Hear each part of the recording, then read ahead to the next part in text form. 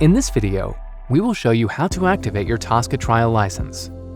First, you need to start Tosca Commander. Click on Project, and then click on License.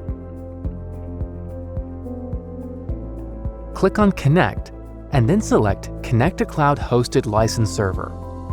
Click OK, and enter your login credentials, which you verified per email. Once your credentials are entered, click OK, and wait until the message, "Great, that worked like a charm," appears. Then click OK. Congratulations! You have successfully activated your Tosca trial license.